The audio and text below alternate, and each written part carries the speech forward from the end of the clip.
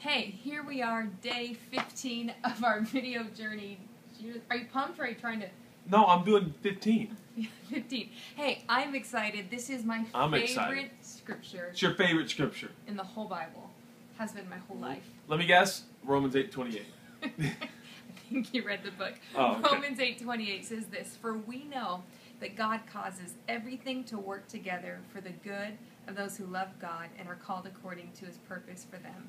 For God knew his people in advance, and he chose them to become like his Son, so that his Son would be the firstborn among many brothers and sisters. Wow. And having chosen them, he called them to come to him.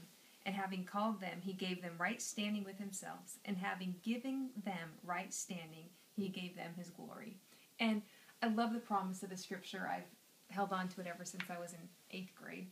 When it says, and we know that God causes all things to work together for good. Wow. And we know that, but what would we really live like if we really knew that God caused everything to work out for our good? Oh man, we'd climb Mount Everest. No, you wouldn't. Okay, I would not climb Mount Everest. I'm never going to climb Mount Everest. But Chelsea was making fun of my vest. It is pretty amazing to consider. Like, if you absolutely knew you couldn't fail, yeah, what would you do? How would you live? How would we live just today? You're on day 15.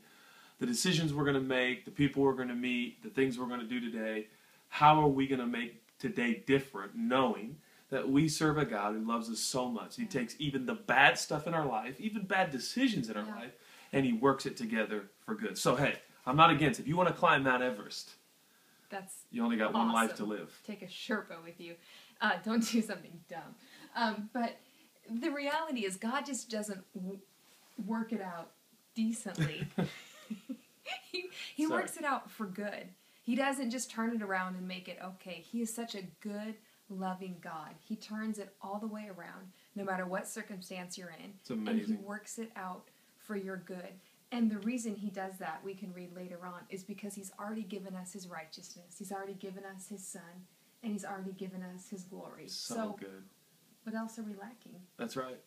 I say today, let's have a challenge for you and me and everybody watching. Day 15. Come on. Let's make a deliberate decision today to live with courage and confidence like never before. And maybe it's just one decision that we stop for a moment and go, wait, I'm not going to play it safe. I'm going to take a risk here today. And maybe it's with a coworker in a conversation about Jesus, whatever it is. Let's make at least one decision today on day 15 that we otherwise wouldn't, because we're hedging our bets and playing it safe. And let's be courageous and see what happens. Let's do it. Let's do it. See you tomorrow. Okay, see you tomorrow, day 16.